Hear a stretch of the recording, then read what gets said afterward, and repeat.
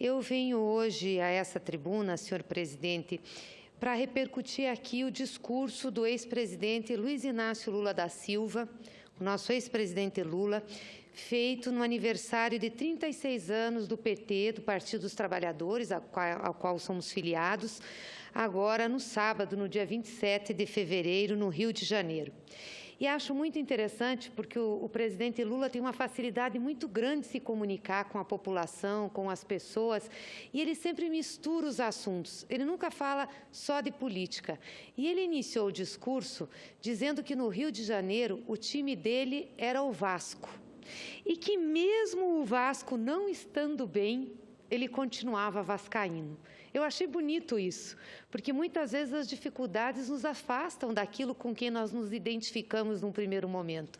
E o presidente Lula fez questão de reafirmar isso. Mas reafirmou uma outra coisa, que para mim simboliza muito o que é o presidente Lula, a sua cabeça, a sua forma de pensar e a forma como ele dirigiu esse país. Ele disse: o Vasco foi o primeiro time brasileiro a ter negros. A importância que o presidente Lula dá para a diversidade, para o reconhecimento das diferenças que temos na população, principalmente da população mais pobre, da população mais excluída, da população que sofre mais preconceito, me impressiona muito, senhor presidente. E por isso eu não podia deixar de iniciar essa semana registrando esse pronunciamento do presidente Lula, que passa por momentos dificílimos na sua vida política, pessoal, dificílimos do ponto de vista emocional, e mesmo assim mostra a que veio. E o presidente Lula continua dizendo o seguinte, em relação à economia: tem crise desde 2007 e não se resolveu depois de aplicarem 32 trilhões de dólares, porque querem resolver primeiro o problema do mercado e depois o do povo. É simples, na visão do presidente Lula é isso que acontece. A grande crise que tivemos a partir de 2007 e 2008 ainda não foi resolvida e assola as economias, inclusive desenvolvidas, exatamente por isso, porque antes se quer resolver o problema do mercado e não o problema do povo. O presidente Lula combateu a fome e a miséria como nenhum outro presidente, nenhum outro líder político fez, não no Brasil, fez no mundo. Nunca se retirou tantas pessoas em tão curto espaço de tempo da situação de miserabilidade como o presidente Lula fez. E eu lembro perfeitamente quando ele iniciou esse governo. Ele disse assim: nós não precisamos resolver primeiro os problemas de mercado, os de crescimento econômico, para dar as mínimas condições de dignidade para o povo. Muito pelo contrário, quando a gente põe dinheiro na mão de pobre, nós estamos resolvendo um problema da economia. E se quiser resolver a crise, continua ele, tem que olhar para o pobre. Outra vez, pobre não é problema, mas a solução. Esse governo é nosso, diz o presidente Lula, mostrando o lado que ele tem, a responsabilidade que ele tem para com esse país e para com o seu futuro. E nós temos responsabilidade de ajudar o governo, discutir, de compartilhar. O militante do PT não pode virar as costas e dizer que o problema não é dele. O problema é nosso, o problema é meu, seu e da Dilma. Dilma tem que ter certeza de que, por mais que tenha discordância, o lado dela é esse. Ela precisa de nós para enfrentar os ataques que sofre do Congresso e de outros setores da sociedade. E aí é importante aqui fazer um registro que eu considero muito esclarecedor para um governo numa democracia. A presidenta Dilma disse na sua reunião, na sua visita ao Chile, na entrevista que deu, que ela governa para todos, ela não governa só para o PT. E, de fato, nas democracias, após o processo eleitoral, o governante eleito governa para todos, sem dúvida alguma. Entretanto, como as eleições são um processo de escolha entre candidato e programas, um deles sai vitorioso. E é esse que deve dar a linha ao governo e estabelecer as prioridades. Porque, caso contrário, nós não teríamos processos eleitorais, nós teríamos uma formatação consensual. E não é assim que é feita a nossa democracia. Então, um governante governa para todos, mas sempre orientado pelo programa de governo que lhe deu a vitória nas urnas. Numa disputa eleitoral, dificilmente se ganha, principalmente como é o caso da disputa à presidência da República no Brasil, com um único partido. Não conheço na história, tirando o período da ditadura, que um único partido tenha disputado e ganho as eleições no Brasil. Daí a importância das alianças políticas, que elas agregam ideias coincidentes, não agregam ideias idênticas, nem são hegemônicas, senão estaríamos todos no mesmo partido. O que isso quer dizer? Quer dizer que num governo ganha-se com um programa, ganha-se com uma aliança. E internamente disputa-se nesse governo as ideias dessa coalizão que levou ele a ganhar. Você tem a linha mestra do programa, mas você vai fazer disputas, sim, porque vai pender mais para um lado e mais para o outro. Por isso que se torna muito importante, senhor presidente, muito necessário ter a consciência da linha mestra que nos fez chegar ao governo e nos fez chegar ao poder, para que a gente não fique à deriva das disputas internas em um governo, estimulando a oposição a querer interferir nos rumos do governo e fortalecer suas posições. Como diz o presidente Lula, nós vamos divergir no que tiver que divergir, falar o que tem que falar. Partido não tem que concordar com tudo que o governo quer. E o governo não tem que concordar com tudo que o partido ou os partidos que compõem a sua base querem. Mas nós estamos juntos. É como um casal, diz o presidente, de novo usando um exemplo simples. Você pode brigar com a tua mulher, mas ela é a tua mulher. E você vai tê-la na hora do almoço, vai dormir com ela. Portanto, precisa ter harmonia para conduzir esse casamento. Agora, tem uma coisa que diz o presidente Lula, que eu acho fundamental, quando ele se volta para criticar o que a oposição está fazendo em relação a ele e ao governo do presidente Lula. A oposição com força da mídia, de instituições, de vários interesses desse país. Diz ele, se a oposição quiser voltar, se a grande mídia quer nos tirar, é bom eles saberem. Se eles quiserem voltar ao poder, vão ter que aprender a serem democratas, disputar a eleição, respeitar resultado. Golpes, nós não vamos aceitar. Vamos disputar democraticamente em 2018, debater o projeto. Eu gosto dessa coragem do presidente Lula, mesmo num clima extremamente difícil, adverso, inclusive a ele. Mas, apesar de tudo isso, a Folha de São Paulo publica no domingo uma pesquisa do Instituto Datafolha, dizendo que o presidente Lula é considerado o melhor presidente da história do Brasil por 37% dos brasileiros. Nenhum outro presidente atingiu esse patamar. Aliás, o ex-presidente Fernando Henrique Cardoso não chega sequer à metade disso. Apesar de toda a desconstrução que fazem com o Lula, de todo o ataque que fazem com o Lula, de toda a forma mais covarde que fazem para desacreditar um dos maiores líderes populares que esse país já teve, Lula continua sendo o melhor presidente do país, na opinião dos brasileiros.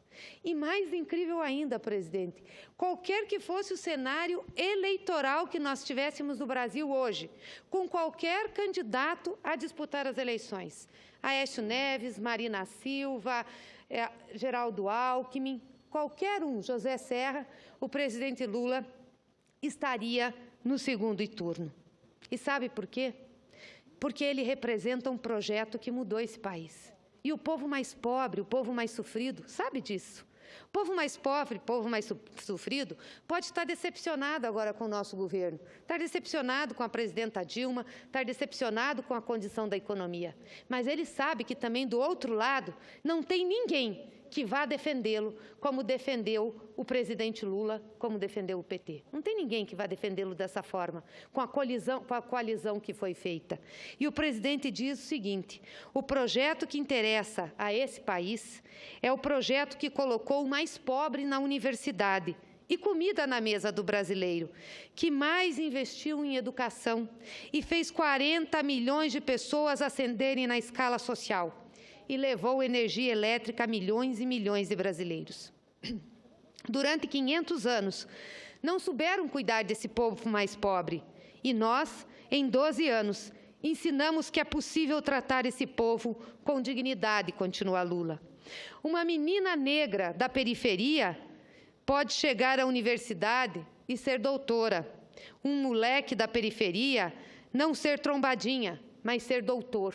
É isso que nos fala o presidente que colocou e que incluiu tanta gente. Eles passaram 400 anos, continua ele, para fazerem a primeira universidade. E é verdade, a primeira universidade desse país é a Universidade Federal do Paraná, universidade pública, feita no início do século passado. A primeira, 400 anos para fazer a primeira universidade pública desse país. Em 12 anos, colocamos mais jovens na universidade que eles colocaram em 100 anos. Só no meu estado, o estado do Paraná, que ficou por mais de 100 anos com apenas uma universidade federal, hoje tem 4 universidades federais, feitas a partir de 2008, do governo do presidente Lula. Eles não precisavam fazer universidade, porque faziam pós-graduação na Sorbonne, em Harvard, e não sei mais aonde, diz ele. Eles não sabiam que pobre também é inteligente, que pobre, se tiver a oportunidade, pode ascender na vida, pode fazer um curso universitário. Foi o PT que mudou isso, junto com os partidos que ousaram formar essa coalizão. Quando eu cheguei lá, diz Lula, não era um presidente, era um trabalhador que sabia o que era chão de fábrica e sabia o que era fome, porque eu tinha passado fome. Eu duvido muito que o Lula, eu admiro muito o Lula e duvido muito que o Lula não tenha os seus erros. Como qualquer ser humano, todos nós cometemos os nossos pecados, temos as nossas dores, também temos os nossos acertos, também temos as nossas qualidades. Eu tenho certeza que o Lula tem mais acertos do que qualidades. E eu admiro muito esse presidente. E admiro, sobretudo, a coragem dele, por mesmo num momento de adversidade, fazer o combate e enfrentar o que nós estamos passando, tentando desnudar o que está sendo construído no país para tentar tirar o PT do mapa e tentar acabar com o presidente Lula. Ele enfrenta as dificuldades. E é isso que fez dele o maior líder político popular da nossa história. Depois de Getúlio, eu não tenho dúvidas, é Luiz Inácio Lula da Silva. E quero continuar o que ele disse, que acho muito importante. Ele disse o seguinte: eu ando de saco cheio com o comportamento de nossos inimigos na imprensa.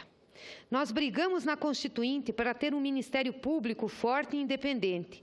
E tem um Ministério Público fazendo o jogo da Veja e da Globo. Não merecem o cargo de quem está no cargo para fazer justiça. Sou acusado de ter um apartamento, um triplex, Minha Casa Minha Vida, 200 metros quadrados. Quero ver como é que vai ficar essa história. Digo que não é meu, a empresa diz que não é meu, mas um cidadão que obedece à Globo diz que o triplex é meu. Quero saber quem é que vai me dar esse maldito apartamento, continua ele. Como Deus escreve certo por linhas tortas. Inventaram uma offshore no Panamá. Offshore. Não sei o que é isso. Deve ser coisa para enganar pobre. Disseram que a empresa veio do Panamá para ser dona do meu apartamento e é dona do triplex da Globo em Paraty. É dona do helicóptero da Globo. E a Globo notificou os blogueiros para tirar o nome da Globo. Então vamos notificar a Globo para tirar o nome do PT, como se usa todos os dias.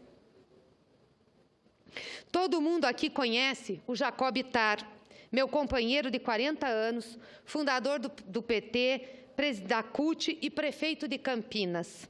O Jacob Ittar inventou de comprar uma chácara para eu usar depois que eu deixasse a presidência. A chácara não é minha. Ela foi comprada com cheque administrativo. O Jacó deu ao filho Fernando. Eles dizem que a chácara é minha. Quando acabar esse processo, vão ter que me dar um apartamento e uma chácara. Todo santo dia levantam dúvidas e mais dúvidas. Quem não assistiu aqui às matérias jornalísticas dando conta que a dona Marisa tinha comprado um barco de lata de R$4.000 para levar para a chácara.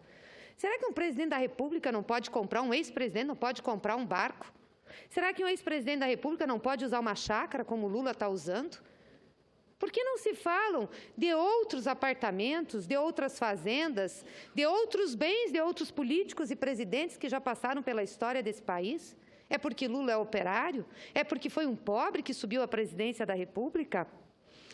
Diz ele, o PT não nasceu para ficar calado. Se um companheiro do PT cometeu erro, vai pagar pelo erro. Mas não podemos culpar milhões de jovens que ascenderam na política por causa do PT. Já fui prestar vários depoimentos. A partir de segunda-feira, hoje, portanto, vão quebrar meus sigilos fiscal, telefônico, tudo, meu, da Marisa, da minha netinha e até da minha mãe. Esse é o preço? Eu pago. Mas eu duvido que tenham mais honesto do que eu. É processo em que a Polícia Federal e o Ministério Público, essas instituições, não podem fazer como esse procurador que me denunciou, que tentou me denunciar, que fala antes com a revista Veja, com o Globo, para depois falar com o advogado. Pessoas, para estar presas, têm de ser julgadas. Não podemos criminalizar qualquer pessoa pela manchete da imprensa. Hoje, juízes têm medo de votar com medo da manchete do jornal. Não podem agir com medo da opinião pública.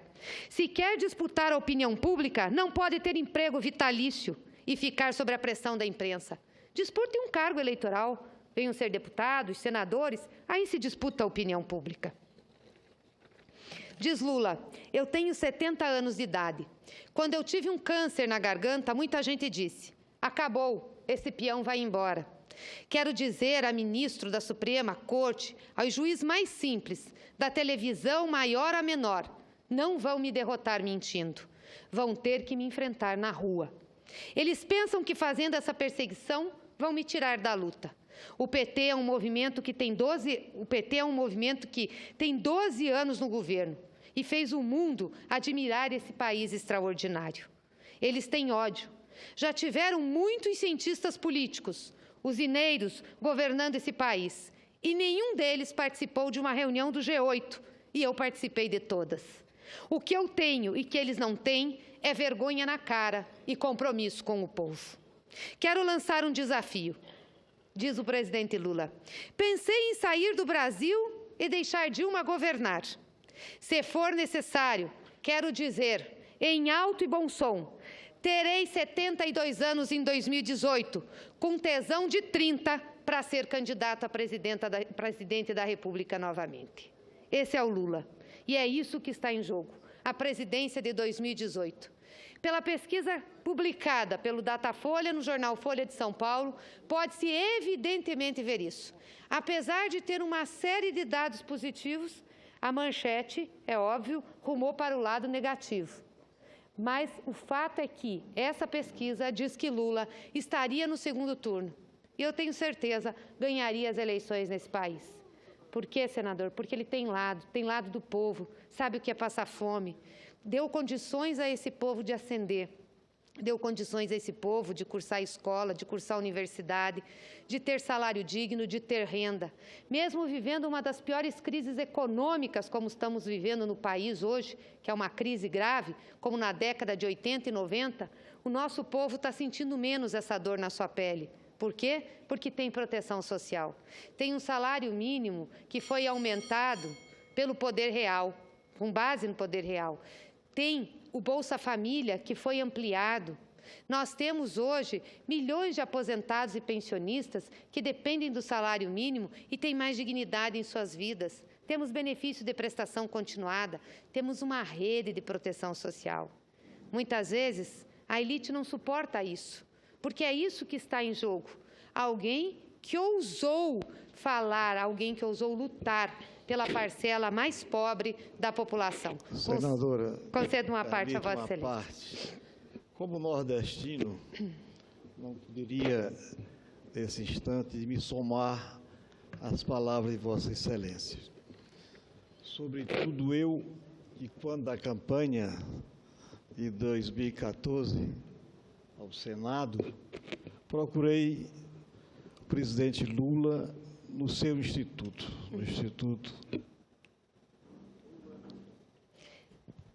Pediria à presidenta que pudesse nos dar mais 5 minutos para a gente terminar.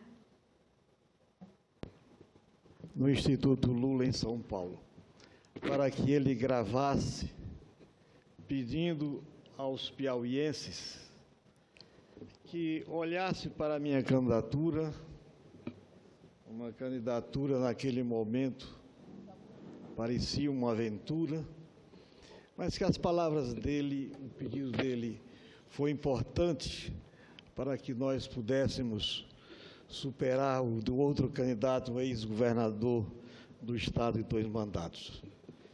E o ano passado, já como senador eleito, eu o procurei, no momento em que o Instituto estava um pouco deserto.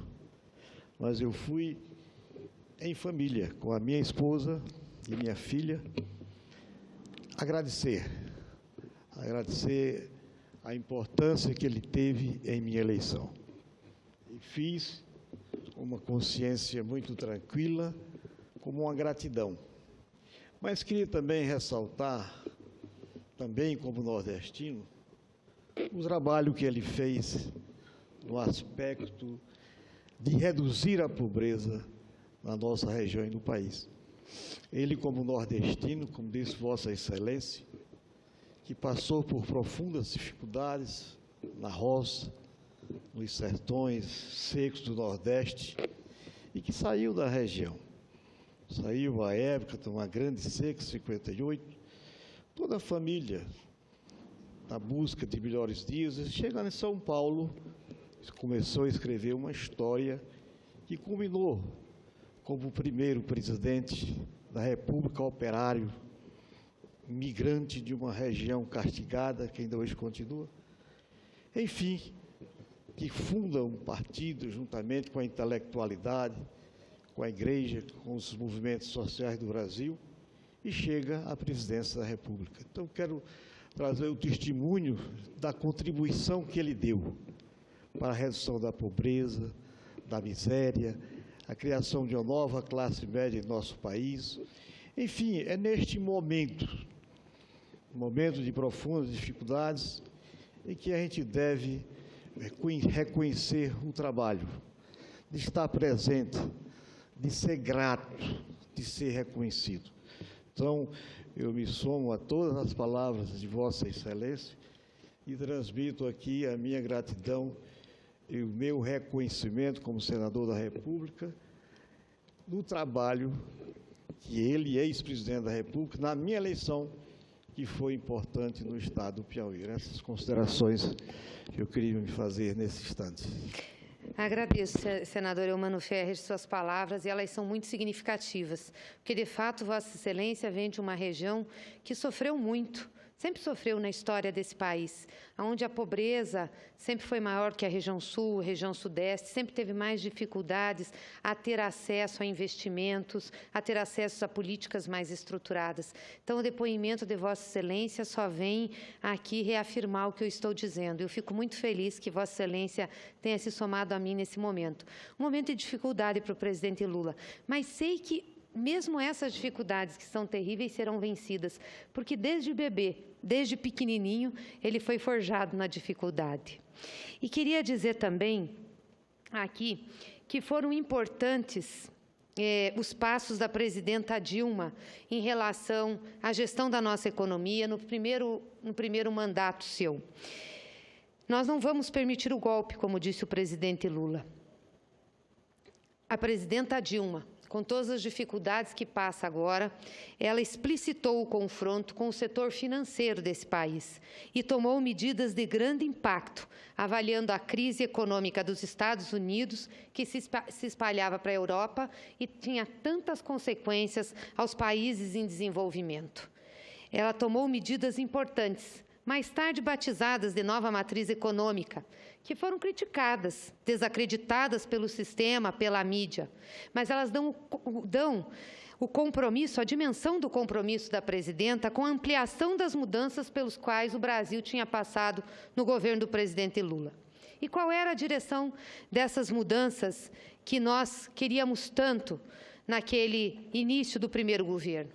A redução dos juros, a desvalorização cambial para o fortalecimento da indústria nacional, o crédito barato, ainda que puxado pelos bancos públicos, uma política fiscal expansionista, principalmente nos investimentos, e a reindustrialização, com tarifas menores nas importações, maiores nas importações, investimentos em infraestrutura, concessões, benefícios tributários. Pudemos acompanhar isso de perto, eu como ministra-chefe da Casa Civil, tenho certeza também que o senador Garibaldi como ministro da Previdência. Talvez por inabilidade política, pela forma de atuação, o programa não conseguiu trazer o apoio das forças progressistas. Muito pelo contrário, ele unificou as forças conservadoras do nosso país. E unificou algo que, ao meu ver, é um equívoco em termos de visão de desenvolvimento, mas que nós vamos ver logo, logo aqui na frente. Unificou o setor financeiro com o setor produtivo, ao ponto do setor produtivo ter críticas à queda de juros que foram praticadas no primeiro mandato da presidenta Dilma. Aí descobriu-se que o setor produtivo ganhava muito também com as operações de mercado e com a administração de boca de caixa. Todo aquele esforço da presidenta Dilma para que a gente pudesse sair da crise com a indústria nacional fortalecida, não teve o sucesso que nós esperávamos. Bom, em razão de tudo isso, em razão da situação política, do perfil dela de gestão, o que aconteceu é que proliferaram-se as fofocas, as conjecturas do fim do PT, do fim do Lula, do rompimento da presidenta com o PT, do rompimento da presidenta com o presidente Lula, e isso continua vicejando aí na nossa imprensa, nos comentários políticos, nas discussões de rodinhas. Eu quero dizer a Vossas Excelências que não é isso que vai acontecer, não é isso que está acontecendo. Nem Dilma, nem o governo, nem o PT têm direito a radicalizações ou a ruptura. Nós temos o governo mais longevo da história desse país, da história recente desse país, o governo mais longevo. E isso exige de todos nós uma grande maturidade. Devemos, mais do que ninguém, saber para quem governamos. Assim como também devemos saber que um governo, para avançar, faz mediação. E, de novo, a voz mais sensata é a voz do presidente Lula, que já falei aqui no início desse discurso. Mesmo estando sofrendo o que está sofrendo, a desconstrução política que estão fazendo, o presidente Lula consegue ter serenidade e consegue olhar para frente. Coisas dos grandes líderes, dos estadistas. E diz o seguinte: esse governo é nosso e nós temos responsabilidade de ajudar, discutir, compartilhar e encontrar saídas. Vamos divergir o que tiver que divergir, falar o que tem que falar. Dilma tem que ter certeza de que, por mais que tenha discordância, o lado dela é esse. Sem confrontos e sem quedas de braço. O que nos motiva é o projeto de país que nós construímos até aqui. A responsabilidade para com o povo brasileiro. O PT e as forças progressistas têm de dar sustentação ao governo. E a presidenta Dilma tem de conduzir seu governo, ainda que com fragilidade política, baseada no programa que lhe deu a eleição. Tem que governar para o povo e não para o mercado. Muito obrigada, senhora presidente. Vossa Excelência permite uma parte? Permito, sim, senador. Eu queria dizer, senadora Gleisi, que tive a oportunidade de conviver com Vossa Excelência, então, ministra-chefe do Gabinete Civil, e eu, ministro da Previdência. E quero dar um depoimento de que Vossa Excelência sempre foi muito receptiva às iniciativas da Previdência. Mas nós não estamos aqui para dizer isso, apesar de querer fazer justiça a Vossa Excelência. Nós estamos aqui ouvindo um discurso de Vossa Excelência a respeito da crise que o país atravessa e também do que Vossa Excelência considera como injustas aquelas afirmações ou aquelas acusações com relação ao presidente Lula e também atingindo o governo da presidenta Dilma. Eu, a despeito de não ser do PT, mas tenho confiança de que, numa hora como essa, o PT vai se mostrar unido ao lado do presidente Lula e da presidente Dilma, porque seria realmente um cenário muito difícil ver o país enfrentando uma crise como essa e o partido da presidenta da República entrando em rota de colisão com o governo da presidenta Dilma. Eu, pelo menos, não acredito, não sou petista, mas não acredito que isso venha a acontecer.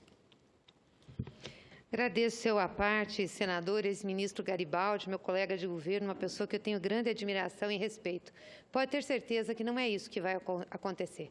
Já passamos por crises mais difíceis, momentos mais duros na história política do nosso partido. E não vai ser agora, com a conquista que nós tivemos dos governos Lula e Dilma, que nós vamos romper o equilíbrio e a sustentação desse governo que é tão importante para o Brasil. E foi isso que eu vim falar aqui. Defender o legado do presidente Lula, defendê-lo acima de tudo, pelo que ele representa para esse país. Defender o projeto que o PT tem e dizer que a presidenta Dilma, sim, tem o apoio do PT e tenho certeza que ela vai estar sempre ao lado do povo e na continuidade desse projeto de governo que a elegeu. Muito obrigada.